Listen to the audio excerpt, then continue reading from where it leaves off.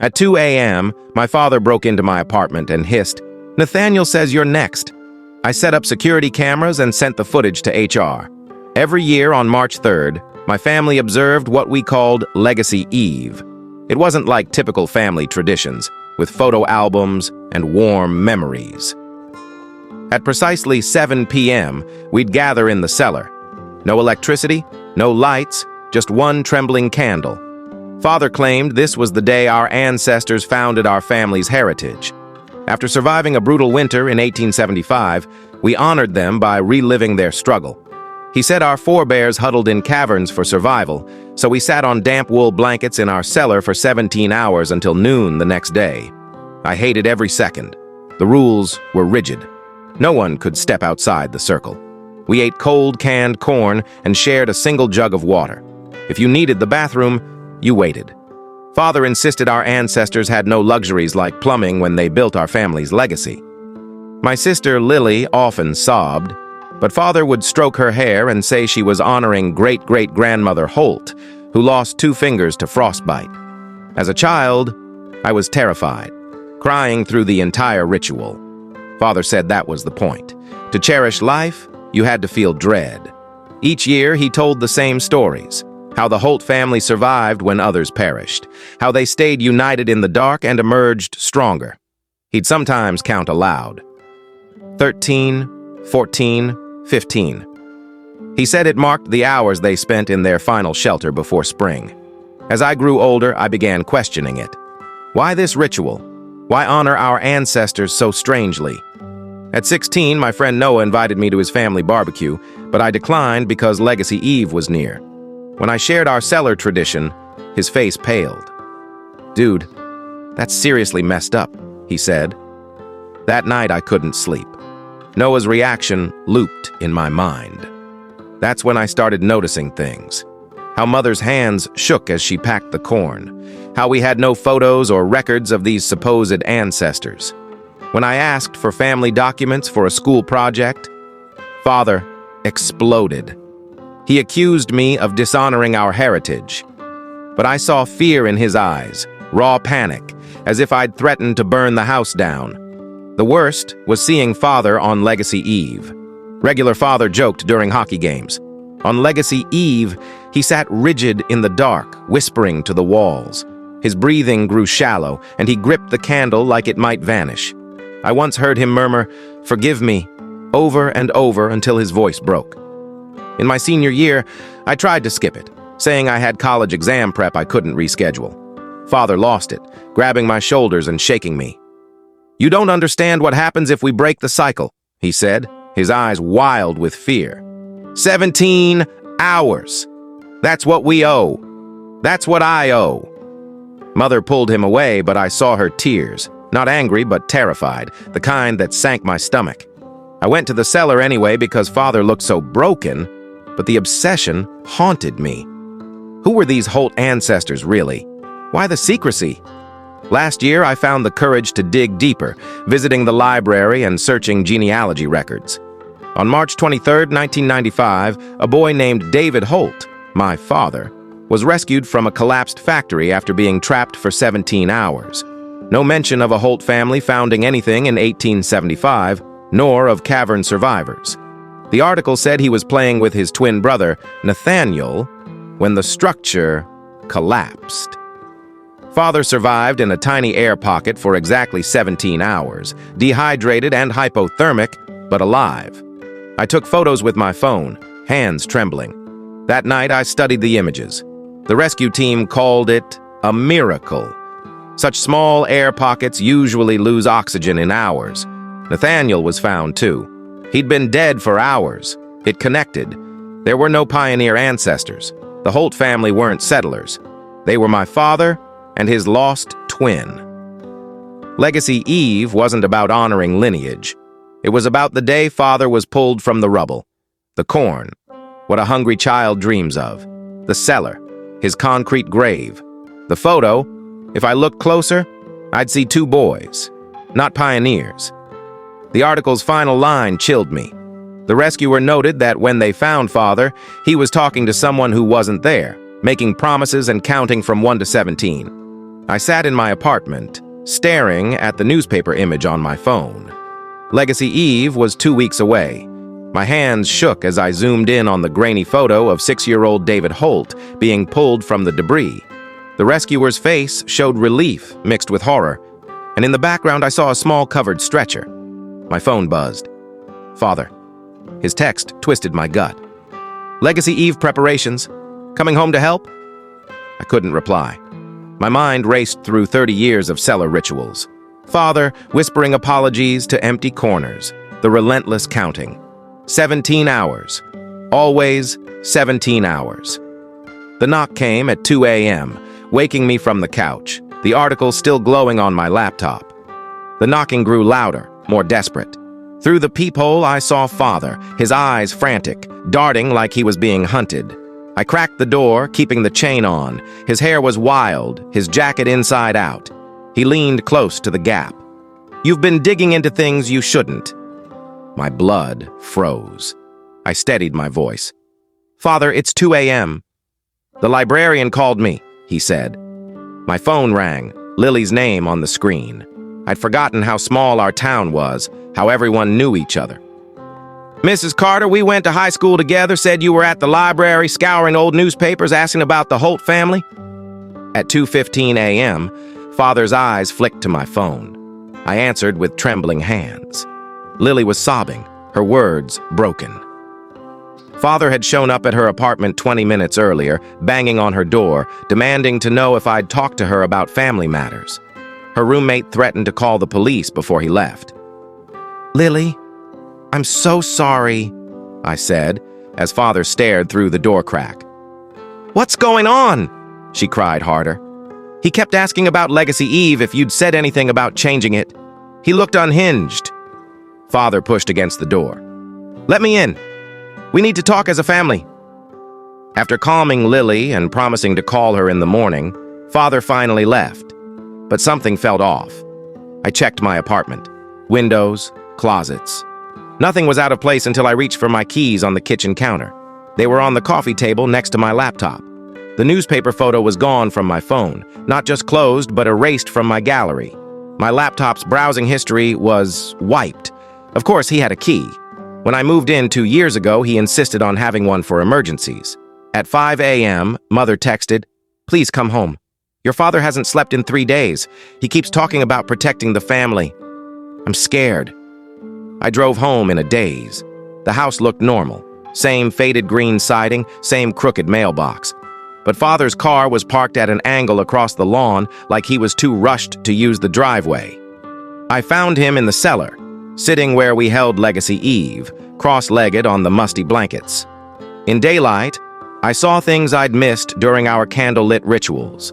Gouges on the concrete walls, tally marks carved into the floor, grouped in sets of 17. He was murmuring to the corner, his voice soft but urgent. I know they're trying to stop it. They don't understand what I vowed." He turned slowly, his face glowing with a look that chilled me. Relief. Nathaniel says you'll destroy everything. The name hit like a blow. Nathaniel, his twin, dead for 30 years, yet speaking in our cellar. Mother appeared at the top of the stairs, gesturing frantically for me to come up. I backed away, not daring to turn my back on Father. He'd resumed his conversation with the corner. In the kitchen, Mother's hands shook as she poured tea.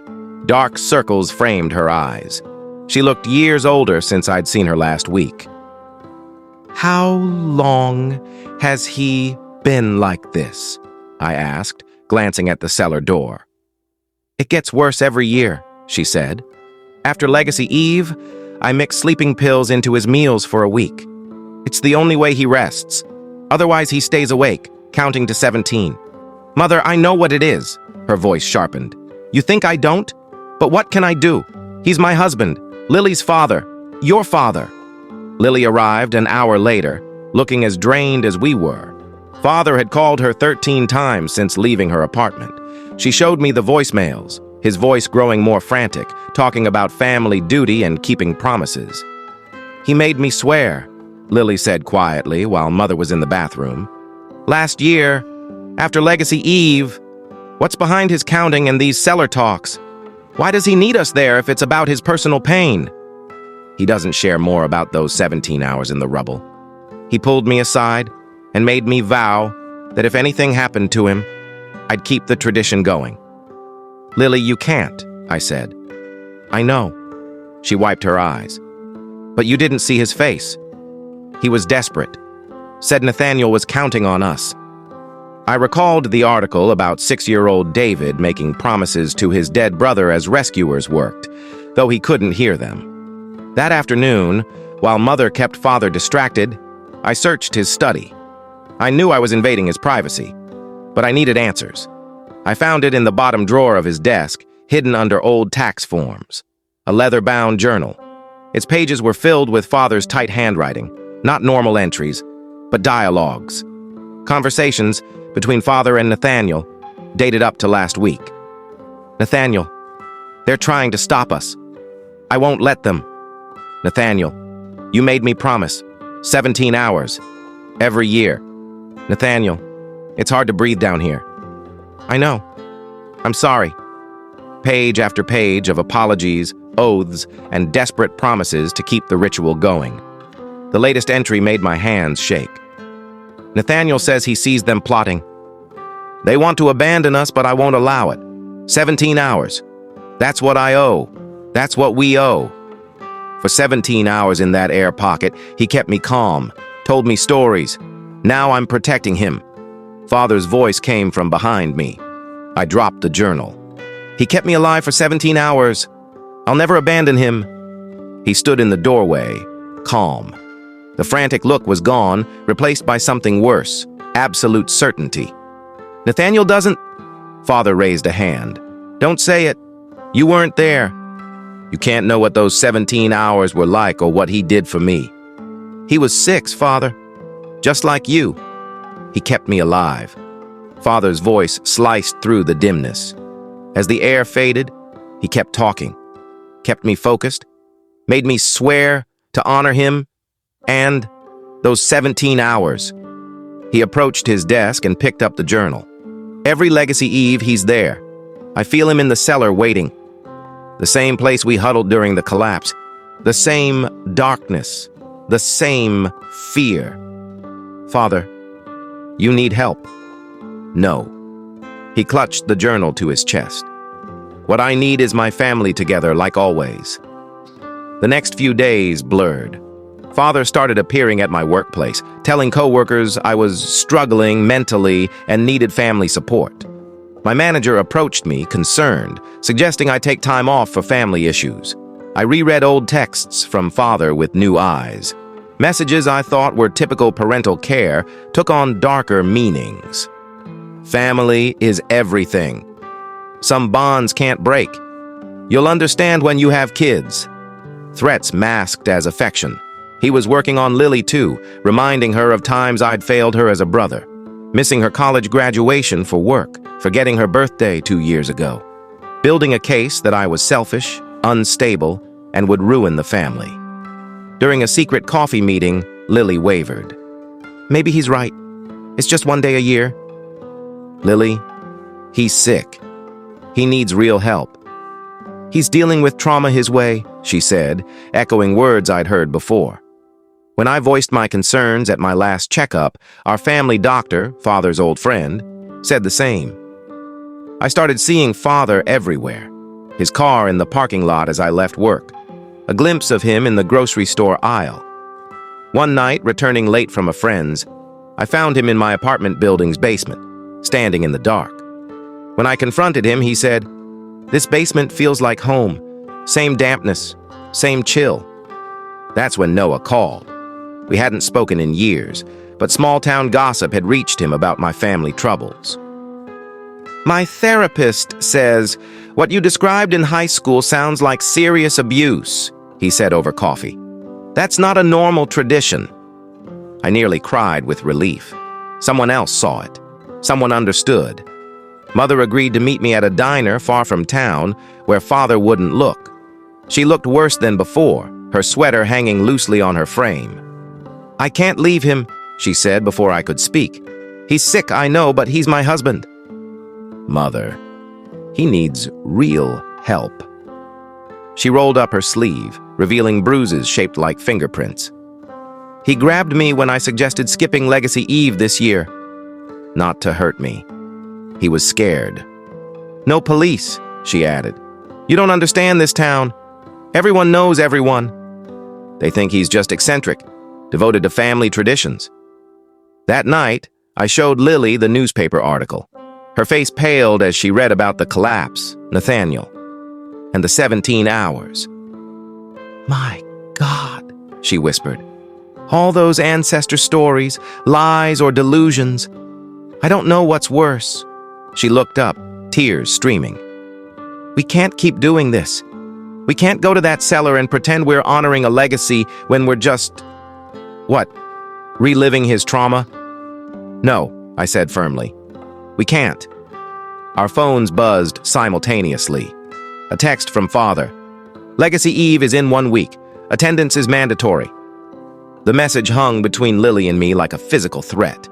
We sat in my apartment, staring at our phones, silent for minutes. Lily's hands shook as she set her phone face down. The next morning, Father showed up at Lily's workplace. Her boss later said Father stood in the lobby for 20 minutes, telling anyone who'd listened that his daughter was struggling and needed family support. He painted me as the problem, saying I was turning Lily against her own kin.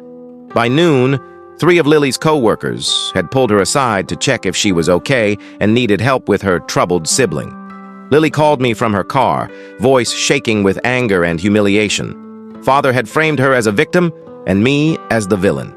His manipulation was razor sharp. That evening, I learned Father had been busier than I thought. My landlord knocked, saying Father had visited, expressing concern about my mental health and suggesting he keep a closer eye on me. The landlord, an older man who'd known Father for years, promised he would. I recognized the pattern from psychology books I'd been reading. Isolation, defamation, crafting a narrative where I was the issue, not him. Classic tactics of someone desperate to maintain control. Mother's sister called the next day. She'd noticed Father muttering numbers under his breath during Sunday dinner, his lips moving as he sliced the roast. 13, 14, 15, 16, 17, over and over. When she asked if he was okay, he snapped at her with venom, making her husband stand up. The site of the factory collapse was 40 minutes from home. I drove there Tuesday morning, determined to see where it began. A strip mall stood there now, unremarkable. But in a corner of the lot, I found a small memorial plaque I never knew existed. In memory of those lost in the Riverside factory collapse, March 23rd, 1995. Nathaniel Holt's name was third on the list. My phone vibrated, a text from an unknown number. My blood froze as I opened it, a photo of me at the memorial taken from 50 feet away. The message read, "Father thought you'd come here." I scanned the lot, but saw no one. Another text arrived, a screenshot of my recent searches on trauma, PTSD, and involuntary commitment laws. My laptop. Father still had access to my apartment. Even if I changed the locks that afternoon, the damage was done. Father had been watching, building his narrative. He knew everything I'd researched about helping someone with trauma-driven delusions. Lily and I met in a park the next day, choosing a bench in an open field where we could spot anyone approaching. She looked exhausted, dark circles under her eyes matching Mother's. She showed me a string of texts from Father, each more manipulative than the last. He reminded her of when I missed her high school graduation, of the Christmas I spent with a girlfriend's family instead of coming home, of every perceived slight or abandonment, real or imagined, going back decades. The worst text read, "Nathaniel's disappointed in you for listening to your brother. He thought you were different. He thought you valued family loyalty." Lily's voice shook as she said Father had never mentioned Nathaniel to her before, not once during their Legacy Eve talks. But now Nathaniel had opinions about her choices. That's when I decided. I pulled out my phone and searched for trauma specialists in nearby cities. If our town wouldn't help, I'd find someone who could. After 6 calls, I found Dr. Laura Kim. an expert in trauma-induced psychosis with experience in cases involving lost siblings. Father's surveillance outdid my phone's parental controls. Screenshots of my search history, stalking me at the memorial, and now Nathaniel had thoughts on Lily's loyalty. This ghost twin was suddenly the world's most demanding spectral advisor. Dr. Kim listened to my brief explanation and agreed to an emergency consultation. She couldn't treat Father without his consent, but could advise us on next steps. Her first advice was blunt: document everything. So I started recording every interaction, text, and voicemail. Lily did the same. When we carefully broached the topic with Mother, she revealed she'd been tracking Father's behavior for years.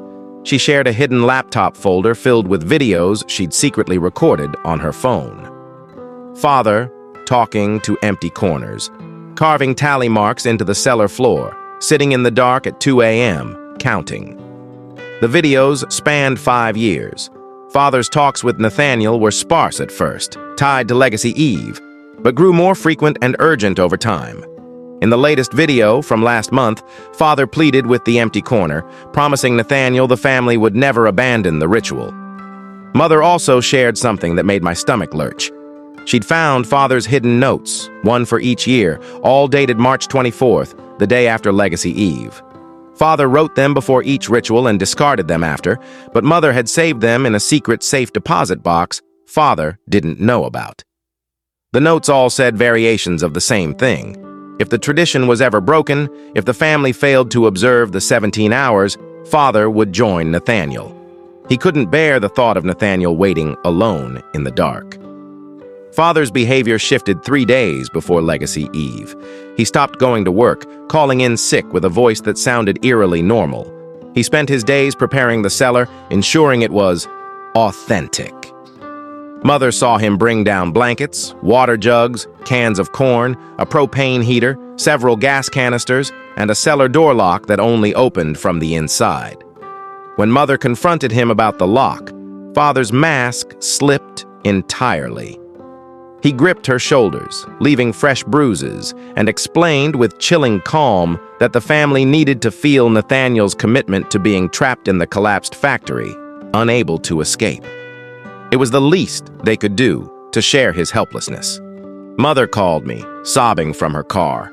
She'd fled the house and was parked in a grocery store lot, too scared to go back. That's when I knew we couldn't wait for Legacy Eve. We had to act now. I called Noah's family. His parents, both retired educators with experience in troubled families, promised to help however they could. Noah's mother offered Mother a guest room, and his father reached out to a retired crisis counselor. But when Mother went back to pack a bag, Father was waiting. She said he was calm, even apologetic. Legacy Eve always took a toll, but he promised everything would be fine once it was over. No locks on the door, just like every other year. Mother wanted to believe him. After 30 years of marriage, she clung to the hope that the man she loved was still there behind the trauma and delusions. So she stayed. Lily and I made a pact that night.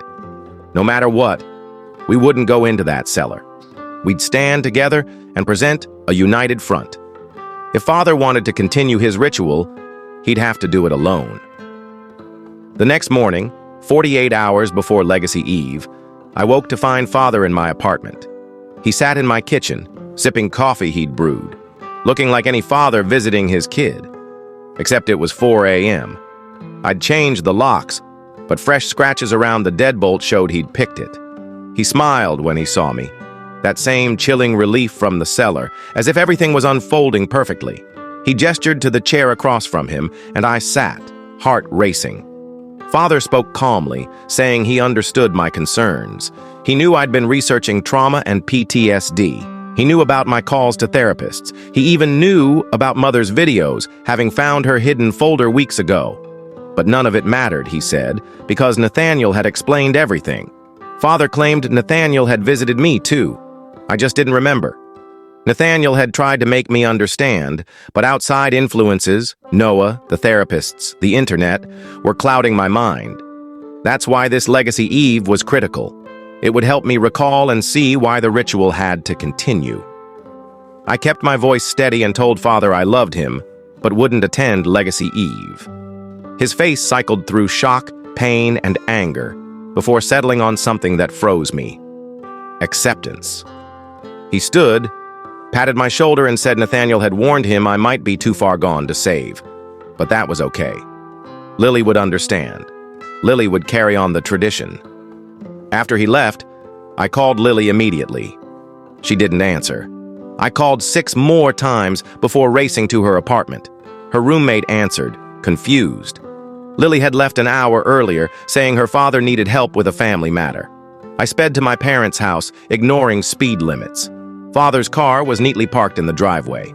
The house looked peaceful in the morning light, but the cellar door was open. I heard voices below, Father's calm tone mixed with Lily's distressed one. I crept down the stairs, my phone recording. They sat in the ritual circle, Father holding Lily's hands. He spoke of how Nathaniel had chosen her, how proud he was that she understood family loyalty in a way I never could. Lily's eyes brimmed with tears, but she nodded, torn between love for our father and her growing realization of his illness. Then I saw Father's supplies, not just corn and water. A propane heater sat in the corner, unlit but ready. Gas canisters lined the wall, and beside Father, half hidden under a blanket, was a chain and padlock. When I stepped into the cellar, Father's face lit up with that awful relief. He announced to the coroner that both his children had come home, that Nathaniel's patience was rewarded. Lily's eyes pleaded with me. Father's grip on her hands was tight, possessive. She mouthed, "Help." Silently, I told Father we needed Mother here too. If this was about family, we all had to be together. Confusion crossed his face, as if he'd forgotten Mother existed. But he nodded. Nathaniel agrees. The whole family should be here. I grabbed Lily, and we ran, while Father went upstairs to get Mother. We reached my car before Father realized what had happened. In the rearview mirror, I saw him standing in the driveway, not chasing, just watching, counting on his fingers. Lily broke down completely once we were safe. She said Father had visited her apartment every night for the past week, sitting outside, slipping notes under her door. The notes were conversations between Father and Nathaniel about Lily's vital role in continuing the tradition, how she was the only one who truly understood. We drove to Noah's parents' house, where Mother was waiting. When Father went to the cellar, she'd fled, grabbing the box of notes and videos. In their living room, 3 generations of the Holt family finally faced the truth. Father was gravely ill and needed professional help. Noah's father, the retired crisis counselor, walked us through our options. We could request an emergency psychiatric hold if Father became a danger to himself or others. The gas canisters and propane heater suggested that risk, but such interventions were temporary. Long-term recovery would require Father's cooperation. My phone rang as we discussed options. Father. I almost didn't answer, but Noah's father suggested putting it on speaker for everyone to hear. Father's voice sounded different, younger somehow. He spoke quickly, urgently, saying Nathaniel was growing impatient. Legacy Eve was near, and preparations weren't complete. He needed to go home to his family. Nathaniel needed them home. Then, mid-sentence, his voice shifted, becoming small and high-pitched. "Please come back," he begged in a voice not his own. "It's dark here. I'm scared. Don't leave me alone." The call cut off. Mother's face was ashen. "That was Nathaniel's voice," she said.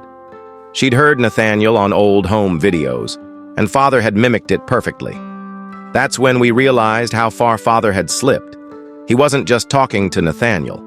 Part of him had become Nathaniel. The 6-year-old boy who died in the dark lived in Father's fractured mind, demanding recognition and those 17 hours of remembrance. We called emergency services, explaining as best we could. The operator took our details, but said they couldn't act unless there was an immediate threat. Talking to himself and mimicking voices wasn't enough. So we waited, watching the hours pass, receiving increasingly frantic texts from Father, his voice alternating with Nathaniel's. Photos of the cellar set for Legacy Eve. Videos of him performing the ritual alone, addressing empty spaces where his family should be. A construction worker called that evening, having heard about our situation. He'd been part of the 1995 rescue team and remembered the day clearly. That voice shift made me question what was happening in Father's mind. Did he practice Nathaniel's voice from the old videos Mother mentioned, or was this something deeper? The timing, becoming Nathaniel as the family refused to participate, felt too deliberate. He said something that changed everything. Nathaniel hadn't died instantly in the collapse. He'd been alive for hours, trapped in a separate air pocket from David. The boys could hear each other through the debris. Nathaniel had kept David calm, telling stories, making him swear to remember him and share his bravery with the world.